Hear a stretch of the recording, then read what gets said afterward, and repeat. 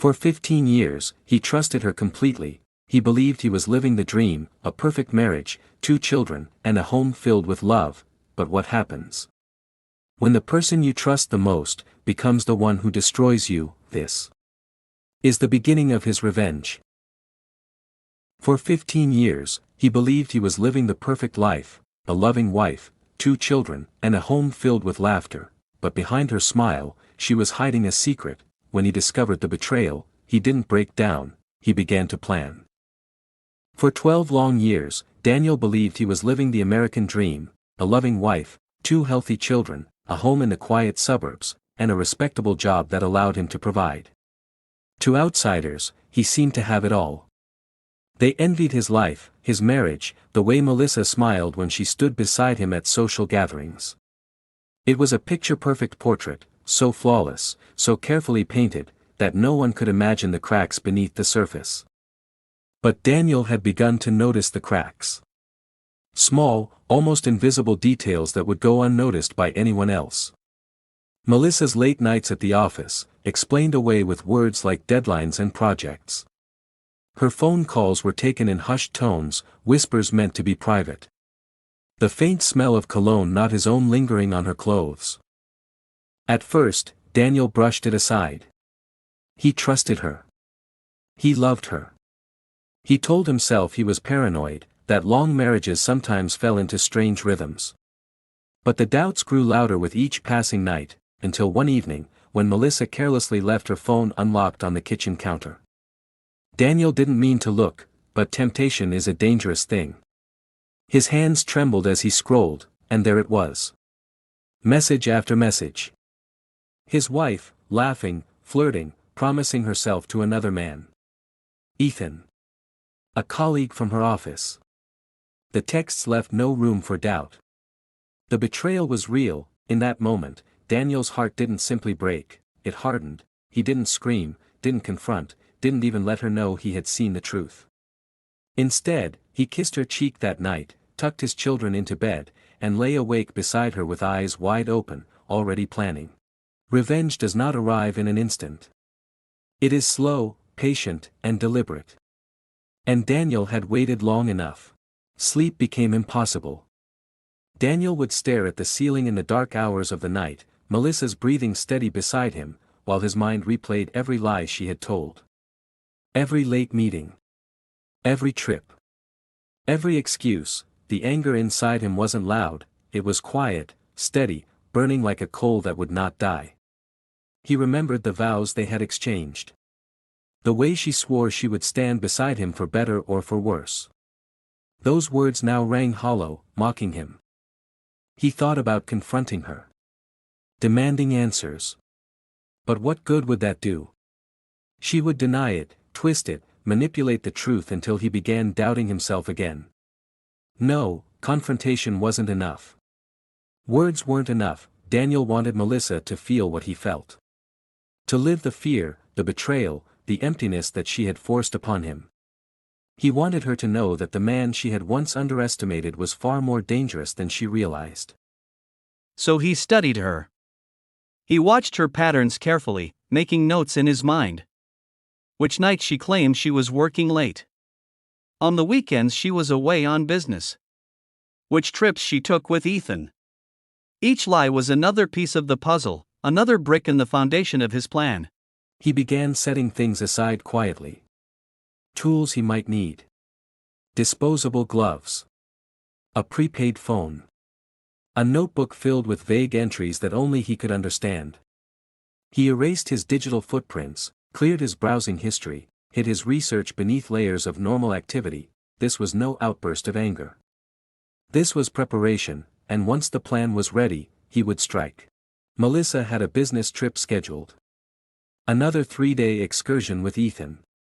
She claimed they were driving out of town to meet a client, staying at a hotel for convenience. Daniel pretended not to notice.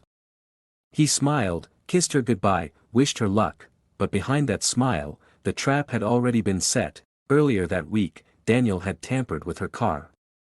Nothing too obvious, just enough to ensure that on the road, a warning light would appear. A low fuel indicator, forcing them to stop at a gas station. Daniel knew exactly which station they would choose. He had been there days before, making quiet adjustments. Tiny, invisible changes that would matter only when the time came. He had also planned something else. Psychological warfare. Across from the gas station was an old advertising lightbox, long abandoned. Daniel had arranged for a message to appear there, glowing in the night, "Your end is near." But the gas station was only the first step. The second stage of his plan would unfold at the supermarket. Melissa often stopped at one on her trips, a place to pick up snacks or bottled water. Daniel had scoped out the building. The exits. The security cameras. The blind spots. He had even arranged for the store to appear eerily empty at just the right time. The supermarket would become her labyrinth. A place where silence pressed in, where aisles stretched endlessly, where every shadow whispered danger, and Daniel would be watching. Not close enough to be seen, but close enough to control every piece of the game. This wasn't just revenge. It was a theater, a carefully orchestrated performance designed to strip Melissa of her comfort, her confidence, and eventually, her sanity. The day arrived. Melissa left with Ethan, smiling as she waved goodbye. Daniel watched from the window, his face expressionless. Hours later, just as he planned, the car's warning light flickered. Low fuel. They pulled into the gas station Daniel had chosen.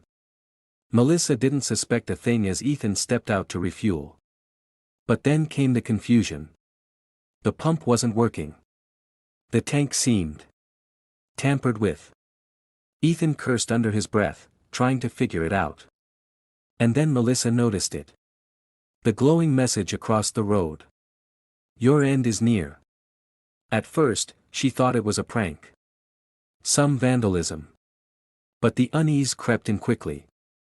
Her pulse quickened. She looked around nervously, but the night was quiet, empty. Too empty. They drove on, unsettled. Melissa insisted on stopping at the supermarket before heading to the hotel.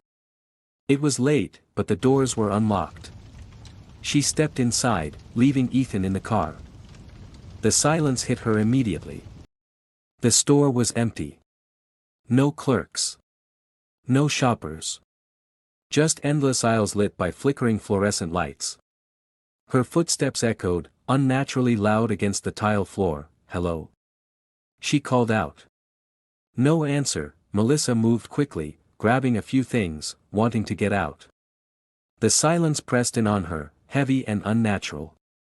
She left cash at the register, hoping someone would find it later. But then, something caught her eye, a bottle on the shelf. Tomato juice. Except the cap was loose. Red liquid dripped slowly down the glass, pooling at the edge. It looked too much like blood. Her chest tightened. Something was wrong. Very wrong. She turned toward the exit, but as she reached for the door, pain seared through her arm. Something sharp had cut her skin. She gasped, clutching her wound, blood mixing with the memory of that dripping bottle. And in the distance, she heard it. The faint sound of footsteps. Slow. Deliberate. Growing closer. Melissa spun around, but the store was empty. The aisle stretched silently before her, shadows shifting with every flicker of the lights. Her breathing grew shallow. "Who's there?" she whispered. No reply. Only the echo of her own voice. She staggered toward the exit, clutching her bleeding arm, but the glass doors refused to budge. Locked. Trapped. The footsteps grew louder. Closer. She could almost feel someone behind her. She turned, but there was no one. Only the faintest trace of movement at the end of the aisle. Melissa's phone buzzed suddenly in her pocket. With trembling hands, she pulled it out. A message. Unknown number. Just 3 words, "I see you." Her heart nearly stopped. She dropped the phone, her pulse pounding in her ears. She looked up, and in the reflection of the freezer door beside her, she thought she saw a figure. Tall. Motionless. Watching, but when she turned, the aisle was empty again. Melissa ran, her footsteps slamming against the tile. Every aisle looked the same, stretching into a nightmare with no end. And then, suddenly, the lights cut out, darkness swallowed her whole, she froze, paralyzed, listening. The silence was unbearable. And then, from somewhere in the shadows, a voice whispered her name, Melissa. Her blood turned cold. She recognized the voice. It was impossible, but she knew it, Daniel. The lights flickered once, and in that brief flash, she thought she saw him. Standing at the end of the aisle. Face calm. Eyes burning with something she couldn't name, the lights cut again, leaving her in total darkness. Melissa screamed, and then, silence, the screen fades to black, to be continued.